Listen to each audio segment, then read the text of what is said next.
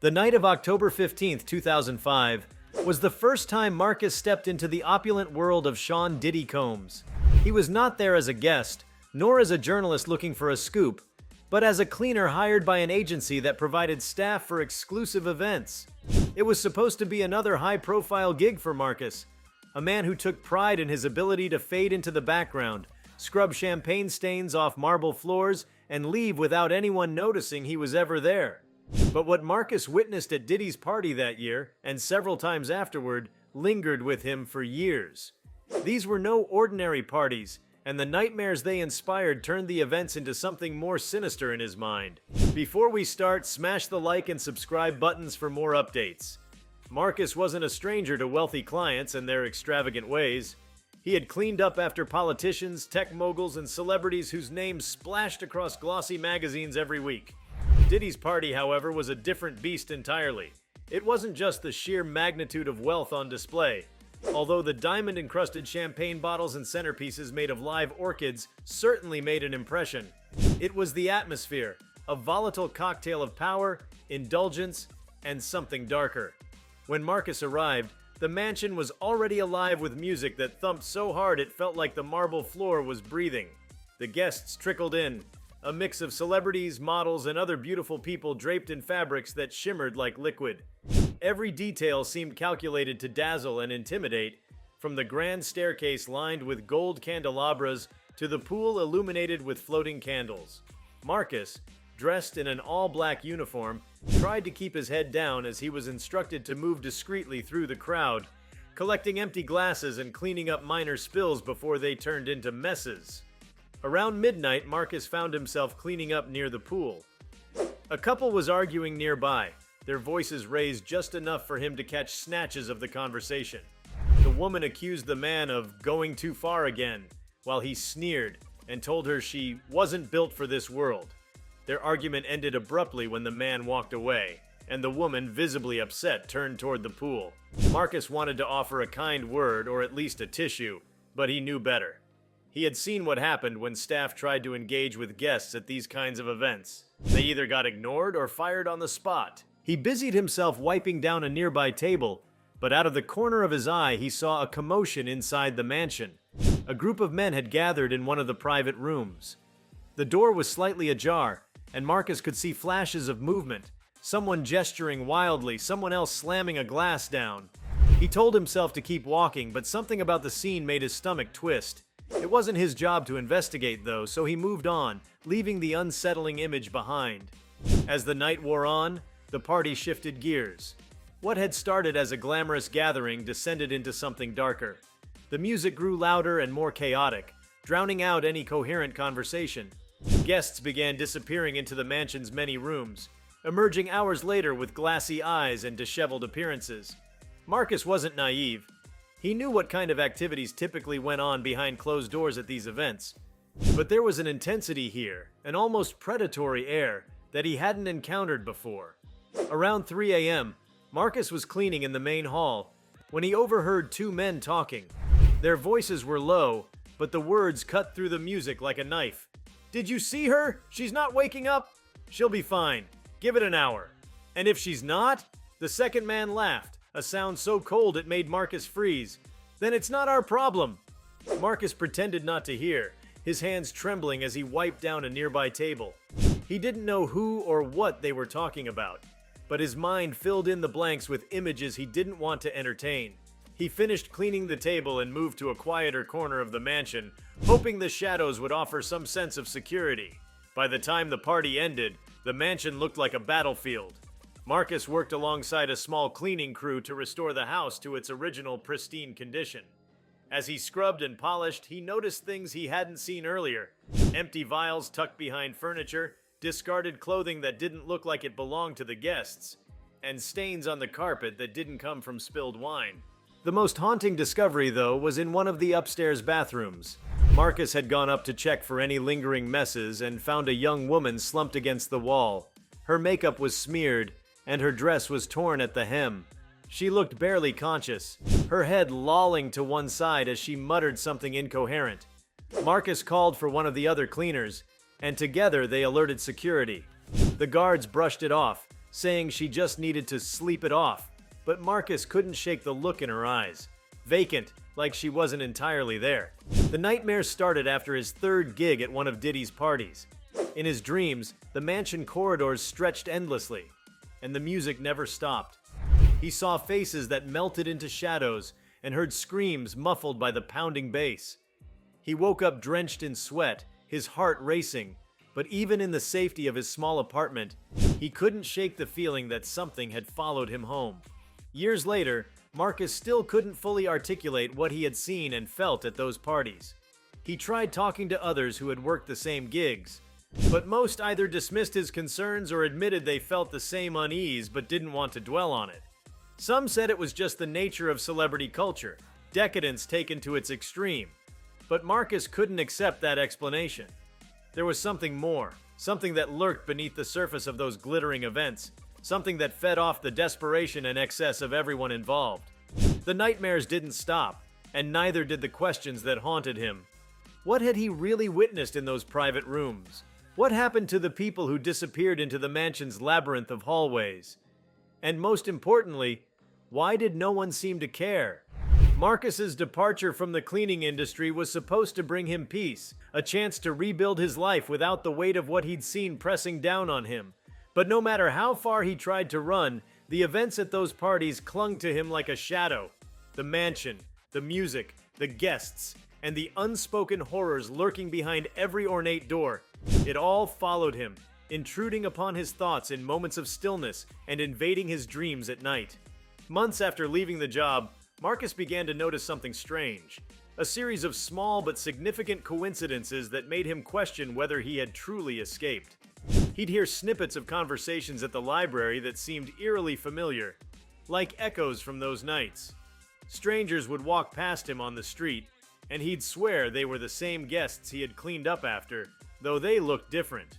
Older, perhaps, but no less intimidating. Even the music that blared from passing cars seemed to carry the same hypnotic rhythms that had pulsed through those parties. He began to keep a journal, hoping that writing down his thoughts would help him make sense of the chaos in his mind. At first, the entries were simple, descriptions of his dreams, fragments of memories, and his efforts to separate reality from paranoia. But as the weeks went on, the entries grew darker. He wrote about the voices he thought he heard in the quiet hours of the night, calling his name or whispering things he couldn't quite understand. He wrote about the feeling that he was being watched, even when he was alone in his apartment. And he wrote about the recurring image of the young woman he had found in the bathroom, her vacant eyes and murmured words seared into his memory. The tipping point came one evening when Marcus was closing up the library. It was late, and the building was empty except for him and the hum of the fluorescent lights.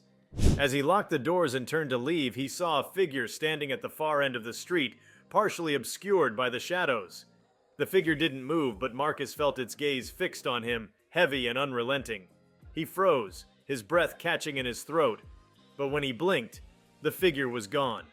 After that night, Marcus couldn't ignore the feeling that someone, or something, was trying to reach him. He began to dig deeper into the memories he had tried so hard to suppress, piecing together the fragments of what he had witnessed at those parties. He remembered the private rooms with their tightly shut doors and the muffled sounds that escaped from within. He remembered the guests who seemed almost inhuman in their beauty, their laughter too sharp and their movements too fluid, as if they were playing a role in a surreal dream. And he remembered the whispers, always just out of reach, speaking of things that no one dared to say aloud. In his search for answers, Marcus turned to the internet, scouring forums and social media for any mention of Diddy's infamous parties. At first, he found only the usual stories, tales of excess and extravagance, of celebrities behaving badly, of wild rumors that no one took seriously. But as he delved deeper, he stumbled upon a thread on an obscure message board, where users discussed the darker side of Hollywood's elite. One post in particular caught his eye. The post was written by someone using the alias Night Cleaner, who claimed to have worked at several high-profile events, including parties hosted by Diddy. Their account was chillingly familiar. They described the same atmosphere of indulgence and unease, the same whispers of something sinister happening behind closed doors. They even mentioned the young woman in the bathroom, though their description was vague, as if they were afraid to reveal too much. Marcus reached out to the user, desperate for more information. Days passed without a response, and he began to think the account was abandoned. But then, late one night, he received a message. "I don't know who you are, but if you've seen what I've seen, you need to be careful. They don't like people asking questions. If you're smart, you'll let this go." The warning only fueled Marcus's determination. He asked the user what they meant, but they never replied. Frustrated but undeterred, he continued his search, digging through articles, interviews, and obscure corners of the web. He found stories of people who had worked in similar roles: cleaners, caterers, security guards, who all spoke of the strange and unsettling things they had witnessed. Most of them remained anonymous, their accounts fragmented and cryptic, but the patterns were undeniable. One recurring theme stood out: the idea of power. These parties, Marcus realized, weren't just about indulgence, they were about control.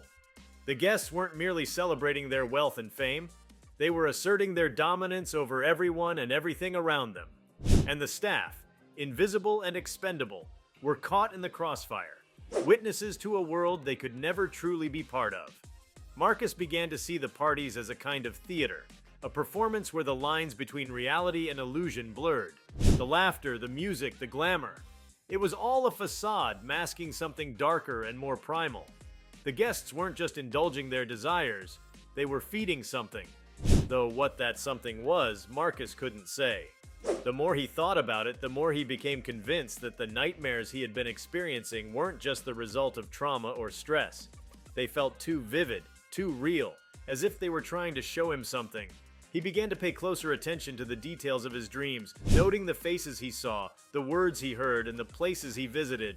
He noticed patterns, images and symbols that repeated themselves as if they were part of a larger puzzle. One recurring image stood out: a room with no windows, lit only by a single flickering bulb. The walls were lined with shelves, each one filled with objects that seemed to pulse with a faint, unnatural light. In the center of the room was a table, and on the table was a book, its pages blank except for a single symbol etched into the cover. Marcus didn't recognize the symbol, but it filled him with a sense of dread so profound that he often woke up gasping for air. He began to sketch the symbol in his journal, hoping that seeing it on paper would help him understand its meaning. He showed it to a few trusted friends, but none of them recognized it. One friend suggested it might be some kind of sigil or occult symbol, though they couldn't say for certain. Marcus considered the possibility but dismissed it as unlikely.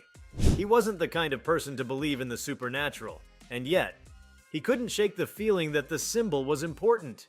As the weeks went on, Marcus's search for answers consumed him. He began to withdraw from his friends and family, spending hours locked in his apartment, poring over his journal and scouring the internet for clues. He became obsessed with the idea that the parties were connected to something much larger, something that extended beyond the mansion's walls and into the fabric of the entertainment industry itself. He started noticing connections he hadn't seen before, names that kept appearing, companies that seemed to have their hands in everything, and events that seemed too coincidental to be random. He began to wonder if the parties were more than just gatherings of the elite. What if they were rituals of some kind, a way for the powerful to solidify their control and maintain their influence? The idea seemed far-fetched, but the more he thought about it, the more it made sense. The parties weren't just about hedonism, they were about reinforcing a hierarchy, a system where the rich and famous ruled and everyone else was expendable. And the staff, the cleaners and caterers and security guards, were the invisible witnesses to this system, their silence bought with money or enforced through fear. One night, as Marcus was combing through yet another forum thread, he received an unexpected email. The sender's address was untraceable, and the subject line simply read, "Stop digging." The message itself was brief. "You don't know what you're getting into. Leave it alone, or you'll regret it." Marcus stared at the screen, his heart pounding. The email felt like a confirmation of everything he had suspected. Someone knew he was searching for answers, and they wanted him to stop. But instead of scaring him off, the email only strengthened his resolve. If someone was trying to silence him, it meant he was on the right track. He continued his search, but he became more cautious, using encrypted connections and avoiding any sites that might trace back to him. He began to notice other strange occurrences. His phone would sometimes lose service for no reason, and he'd hear static on the line during calls. Once, he returned home to find his apartment door slightly ajar, though nothing appeared to be missing. Despite the growing sense of paranoia, Marcus refused to give up. He felt a responsibility to uncover the truth, not just for himself, but for everyone who had been caught in the orbit of those parties. He wanted to believe that his efforts would make a difference, that exposing the darkness he had witnessed would bring about some kind of justice. But deep down, he wasn't sure if the truth would ever come to light, or if anyone would even care. The more he uncovered, the more he realized how deep the rabbit hole went. The parties were just the tip of the iceberg, a symptom of a system that thrived on secrecy and exploitation. Marcus knew he couldn't take it all down on his own, but he couldn't walk away either. The memories, the nightmares, and the weight of what he had seen wouldn't let him. And so he continued his search. Driven by a mixture of fear, Marcus's world began to feel like a maze, each turn leading him deeper into something he couldn't fully grasp.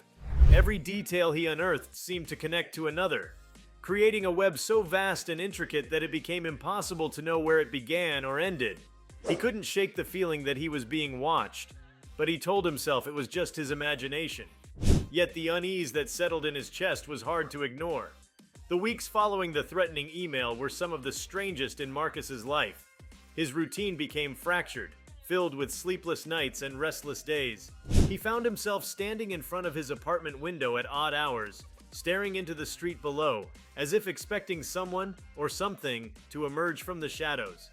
He wasn't sure if it was fear driving him or a strange sense of defiance, but he kept going. The quest for truth had become his obsession. What troubled Marcus most was the isolation. He'd cut himself off from his friends, fearing that involving them might put them at risk. His family, never fully understanding his growing paranoia, stopped calling. The library, once a refuge, began to feel like a hollow space where he went through the motions of work without engaging with anyone around him. His mind was always somewhere else, sifting through fragments of information he'd collected, searching for a pattern that made sense. In his dreams, the imagery became more vivid, almost as if his subconscious was piecing together something he couldn't consciously comprehend. The room with no windows returned again and again, but now it was populated. Not with people, but with shadows that loomed and whispered in voices that sounded distant yet urgent. The symbol on the book remained, glowing faintly, and in one dream, he dared to touch it. The instant his fingers brushed its surface, he woke up gasping, his heart pounding so violently that he thought it might break free from his chest. One afternoon, Marcus decided to leave the safety of his apartment and visit the city records office. He was grasping at straws, but he thought there might be something to find. Permits for the parties, ownership records for the mansions where they had taken place, or perhaps the names of those involved. The clerk behind the counter was polite but unhelpful, her indifference as impenetrable as a wall. He spent hours scrolling through public records on an old computer, his eyes burning from the dim light and the endless rows of text. He found nothing, but as he left the office, he had the unsettling sense that someone had been watching him the entire time. Marcus began to question the nature of the power that seemed to radiate from those parties. It wasn't just wealth or fame, it was something deeper, more insidious. The guests at those events weren't just indulging in excess. They were participating in something that required secrecy, something that demanded the kind of discretion Marcus had unwittingly provided during his time as a cleaner. What disturbed him most was the realization that this secrecy wasn't simply about protecting reputations or careers. It felt like they were guarding a kind of knowledge, something forbidden and dangerous. He began researching the history of secret societies and their role in the upper echelons of power. He read about groups that had supposedly shaped the course of history, influencing politics, culture, and even the economy. Many of the accounts were speculative, steeped in conspiracy theories that Marcus would have dismissed outright just months ago. But now, they seemed plausible, even likely. The patterns he saw in these stories mirrored what he had witnessed: exclusivity, ritualistic behavior, and an obsession with maintaining control over those on the outside. One night, Marcus came across a name that sent a chill through him: the Lumini Circle. It was an obscure reference buried in an old forum post, written by someone who claimed to have attended similar high-profile gatherings. The post described the Lumini Circle as a group of elite individuals who believed they were the inheritors of ancient knowledge, guardians of secrets that gave them influence over the world. The author of the post claimed that these individuals used their wealth and status to maintain their dominance, holding private ceremonies that blurred the line between the symbolic and the supernatural. Marcus was skeptical, but the descriptions struck a nerve. The sense of control and invincibility the guests at Diddy's parties exuded now seemed to fit within a larger framework. He began looking for more information about the Lumini Circle, but references were scarce, often buried in fringe conspiracy sites or encoded in cryptic messages on obscure forums. What little he found was fragmented, contradictory, and unsettling. Some accounts describe the circle as harmless, a glorified social club for the rich and powerful, while others painted it as something far darker, a group willing to do anything to maintain their secrets. The further Marcus dug, the more he felt like he was trespassing on sacred ground. He began to see the symbol from his dreams, the sigil etched into the book, on strange corners of the internet, woven into images and text that seemed to defy explanation. It appeared in the margins of scanned documents, in the backgrounds of photos, even in graffiti on the walls of urban alleys. Its presence was subtle but pervasive, like a thread running through an invisible tapestry. He started printing out images and texts, covering the walls of his apartment with them in an attempt to map the connections. The sigil became the centerpiece of his collage, surrounded by notes and clippings that traced his discoveries. The result was chaotic but strangely compelling, a visual representation of his growing understanding of the world he had stumbled into. But the deeper he went, the more the world around him seemed to shift. Small, inexplicable things began to happen. Lights flickered in his apartment, no matter how many times he changed the bulbs. Objects moved from their usual places, though he lived alone. He heard faint tapping noises at night as if someone or something was trying to communicate with him. At first, he told himself it was his imagination, a byproduct of stress and lack of sleep. But the occurrences grew more frequent and harder to ignore. One day, Marcus found a manila envelope taped to his apartment door. There was no return address, no note, just a stack of photographs inside. The images were blurry and poorly lit, but he recognized the locations immediately. They were from the mansions where Diddy's parties had taken place. Some showed the exteriors, grand and imposing against the night sky, while others captured fragments of the events themselves. A hand reaching for a champagne flute, a shadowy figure disappearing into a hallway, a discarded mask lying on a marble floor. Marcus's hands trembled as he examined the photos. He didn't know who had sent them or why, but they felt like a message, a confirmation that his nightmares weren't just dreams. They were memories, or perhaps warnings. He wanted to believe that the photos were fake, but something about them felt too real, too precise. Determined to understand the truth, Marcus began reaching out to others who might have attended the parties.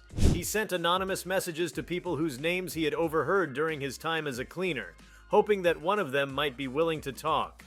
Most of his inquiries went unanswered, but one night he received a reply. The message was brief. "Meet me tomorrow at 10 p.m. The address is below. Come alone." The address was for an old cafe in a quiet part of the city. Marcus arrived early, his nerves frayed and his mind racing with questions. The cafe was nearly empty, its dim lighting casting long shadows across the worn wooden tables. He ordered a coffee and sat near the back, his eyes darting to the door every time it opened. At exactly 10 p.m., a man walked in. He was tall and thin, with a face that seemed both familiar and unremarkable. He scanned the room before making his way to Marcus's table. Without a word, he sat down and placed a small, leather-bound notebook on the table between them. "I don't have much time," the man said, his voice low and hurried. "You've been asking questions about things you don't understand. That's dangerous." Marcus leaned forward, his heart pounding. "I need to know the truth. What's happening at these parties? What's the Lumini Circle?" The man hesitated, glancing over his shoulder as if expecting someone to be watching. "The circle is real," he said finally. "But it's not what you think. They're not just playing games or indulging in excess. They're trying to keep something contained, something that can't be allowed to escape." Marcus's breath caught. "What do you mean? What are they keeping contained?" The man shook his head. "I can't tell you everything. If I do, they'll come for both of us. But you need to stop digging. The more you know, the more dangerous this becomes. Some secrets aren't meant to be uncovered. Before Marcus could press him further, the man stood and walked away, leaving the notebook behind. Marcus opened it with trembling hands, his eyes scanning the pages filled with cryptic notes, symbols, and diagrams. It was a puzzle, a map of something far bigger than he had imagined. But as he flipped through the pages, he couldn't shake the feeling that he was stepping into a world he wasn't meant to enter. A world where the lines between truth and nightmare blurred until they were one and the same. The leather-bound notebook became Marcus's new obsession. Its pages were filled with indecipherable sketches, cryptic annotations, and fragments of text that seemed to be written in a code he couldn't immediately understand. It was unlike anything he'd encountered before. An artifact that felt ancient yet contemporary, as if its contents existed outside of time. He spent hours studying it, trying to find patterns or clues that might reveal its secrets. The deeper he delved, the more he realized the notebook was more than a collection of random notes. It was a roadmap, though he didn't yet know to what. As he tried to decode the text, Marcus noticed that certain phrases were repeated, though often in different contexts. One stood out more than the rest. The threshold must not be opened. It appeared on nearly every page, sometimes scrawled in the margins, other times integrated into the sketches. The phrase sent a chill down his spine, though he couldn't fully explain why. It felt less like a warning and more like a mantra, a desperate plea written by someone who had seen too much. Unable to make sense of the notebook on his own, Marcus decided to seek help. He reached out to an old friend, Leah, who worked as a linguist and had a penchant for solving puzzles. Though they hadn't spoken in years, he trusted her intelligence and discretion. He didn't explain much over the phone, only that he had found something unusual and needed her expertise. Intrigued, Leah agreed to meet him at her office after hours. When Marcus arrived, Leah was already waiting for him, her desk cluttered with books and papers. He placed the notebook in front of her, watching as her expression shifted from curiosity to unease. "This is something else," she murmured, flipping through the pages. "Where did you get it?" "A friend," Marcus said vaguely. "Can you figure out what it says?" Leah frowned, her fingers tracing the symbols on one of the pages. "It's not a language I recognize, but it's definitely a cipher. And these symbols, some of them look like variations of ancient scripts, but others are completely foreign. This isn't just random scribbling. Someone put a lot of thought into this." For the next few hours, Leah worked on deciphering the text while Marcus hovered nearby, his anxiety growing with every passing minute. Occasionally, she'd mutter something to herself or jot down notes, but progress was slow. It wasn't until near midnight that she made a breakthrough. "I think this is a key," she said, pointing to a page filled with what looked like a grid of letters and numbers.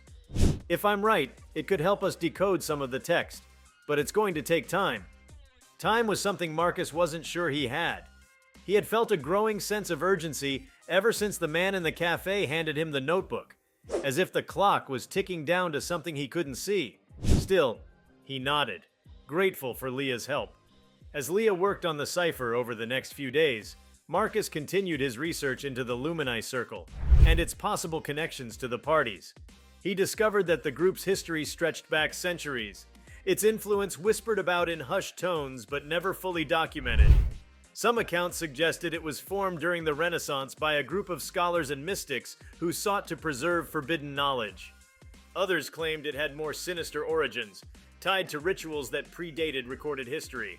One particularly chilling account described a ceremony known as the Rite of Reflection, a practice allegedly performed by the Circle to commune with the unseen. The description was vague, but it involved mirrors, candlelight, and something referred to as the other voice. Marcus couldn't help but think of the private rooms at the mansion parties, where shadows danced on the walls and sounds emerged that defied explanation. As the pieces began to fall into place, Marcus realized he was no longer just a bystander in this story, he was part of it, whether he wanted to be or not. The nightmares, the sigil, the photographs, and now the notebook, they weren't coincidences. They were threads in a tapestry that someone, or something, wanted him to unravel.